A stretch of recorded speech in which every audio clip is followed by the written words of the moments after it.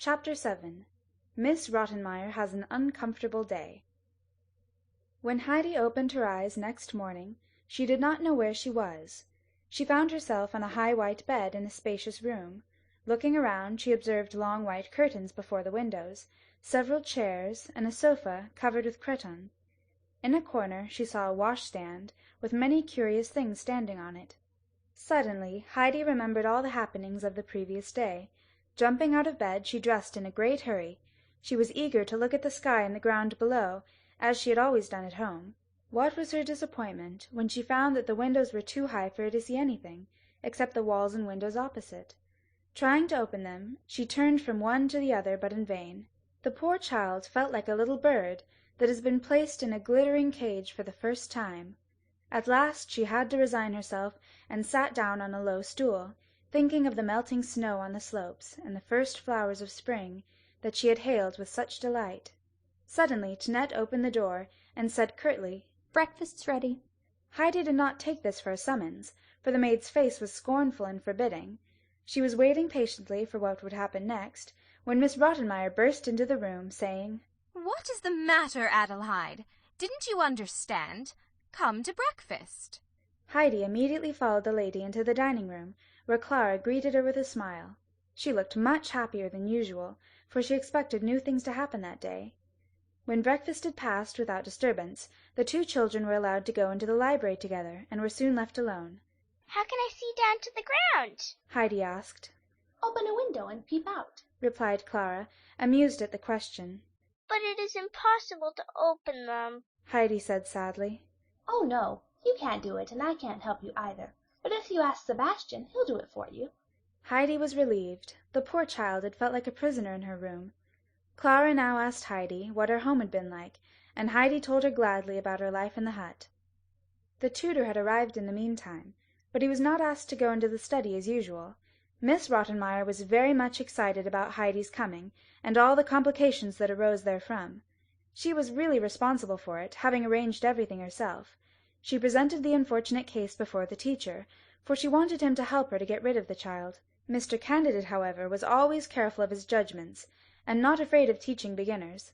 When the lady saw that he would not side with her, she let him enter the study alone, for the ABC held great horrors for her. While she considered many problems, a frightful noise as of something falling was heard in the adjoining room, followed by a cry to Sebastian for help.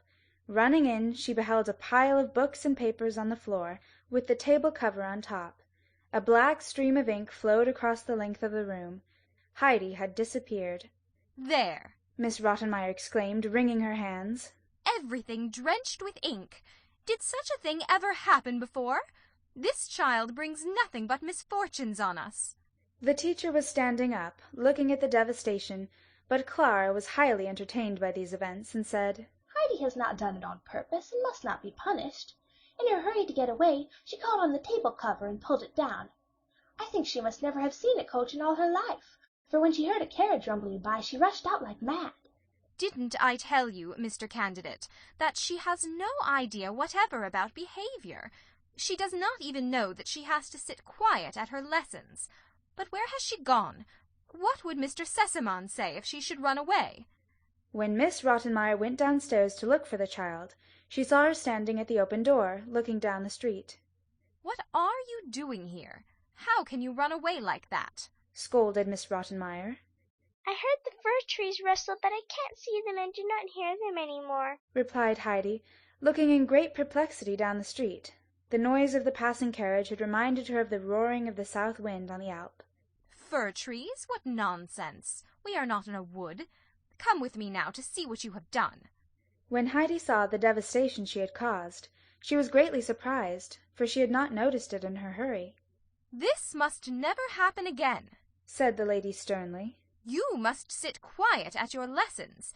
If you get up again, I shall tie you to your chair. Do you hear me?" Heidi understood, and gave a promise to sit quietly during her lessons from that time on. After the servants had straightened the room, it was late, and there was no more time for studies. Nobody had time to yawn that morning. In the afternoon, while Clara was resting, Heidi was left to herself. She planted herself in the hall, and waited for the butler to come upstairs with the silver things. When he reached the head of the stairs, she said to him, "I want to ask you something." She saw that the butler seemed angry, so she reassured him by saying that she did not mean any harm. "All right, miss. What is it?" "My name is not Miss. Why don't you call me Heidi?" "Miss Rottenmeier told me to call you miss." "Did she? Well, then it must be so. I have 3 names already," sighed the child. "What can I do for you?" asked Sebastian now. "Can you open a window for me?" "Certainly," he replied. Sebastian got a stool for Heidi, for the window sill was too high for her to see over. In great disappointment, Heidi turned her head away. "I don't see anything but a street of stone. Is it the same way on the other side of the house?" "Yes." "Where do you go to look far down on everything?" "On a church tower. Do you see that one over there with the golden dome? From there you can overlook everything." Heidi immediately stepped down from the stool and ran downstairs. Opening the door, she found herself in the street, but she could not see the tower any more. She wandered on from street to street, not daring to accost any of the busy people. Passing a corner, she saw a boy who had a barrel organ on his back and a curious animal on his arm. Heidi ran to him and asked, "Where is the tower with the golden dome?" "Don't know," was the reply. "Who can tell me?" "Don't know." "Can you show me another church with a tower?"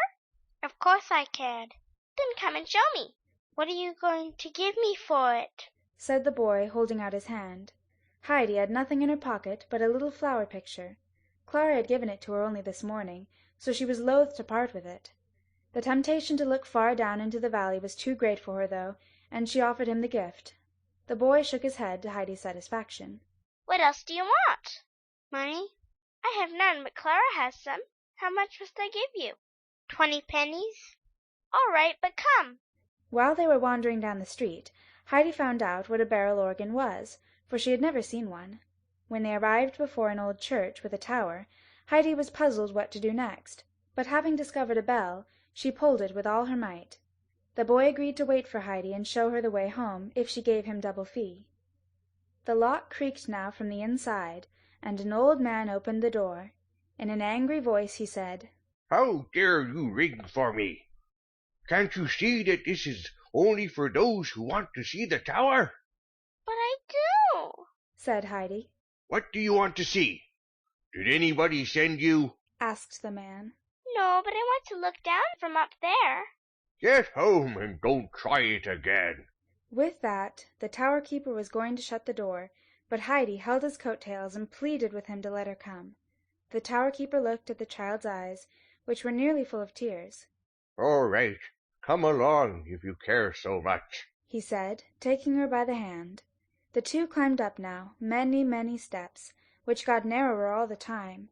When they had arrived on top, the old man lifted Heidi up to the open window.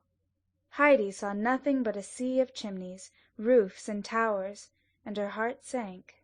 "Oh dear, it's different from the way I thought it would be," she said. What could such a little girl know about a view? We'll go down now, and you must promise never to ring at my tower any more." On their way they passed an attic, where a large grey cat guarded her new family in a basket. This cat caught a half-dozen mice every day for herself, for the old tower was full of rats and mice. Heidi gazed at her in surprise, and was delighted when the old man opened the basket. "What charming kittens! What cunning little creatures!" she exclaimed in her delight, when she saw them crawling about, jumping and tumbling. "Would you like to have one?" the old man asked.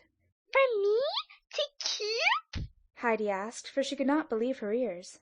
"Yes, of course.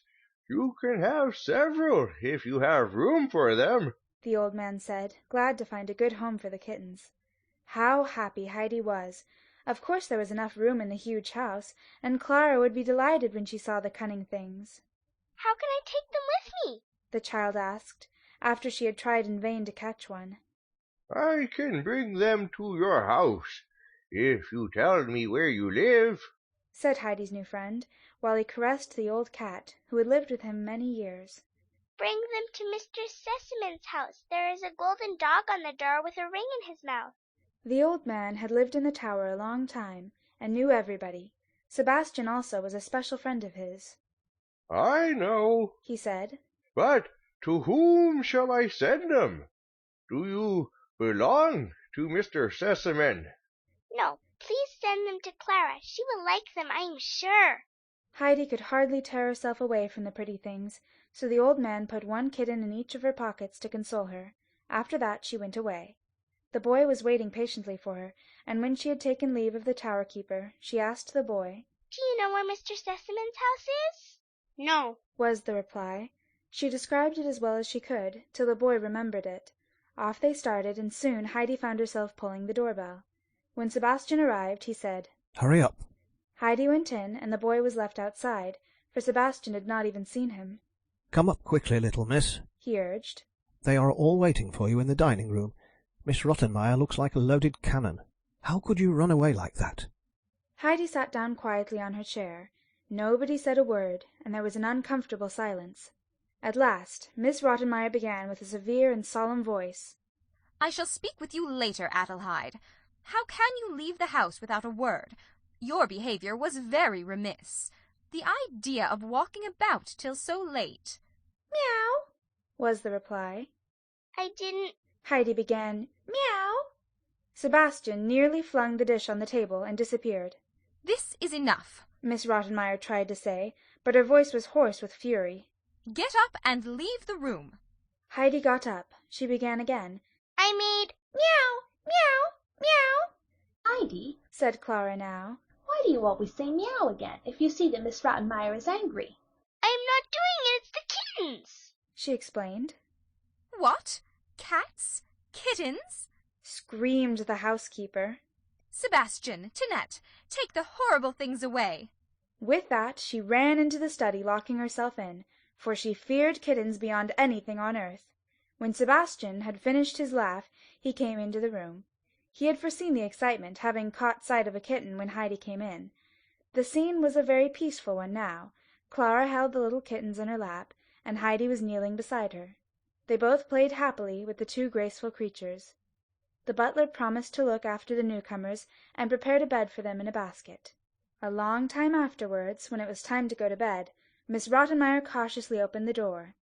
Are they away? She asked. Yes. Replied the butler, quickly seizing the kittens and taking them away. The lecture that Miss Rottenmeier was going to give Heidi was postponed to the following day, for the lady was too much exhausted after her fright. They all went quietly to bed, and the children were happy in the thought that their kittens had a comfortable bed. End of chapter 7.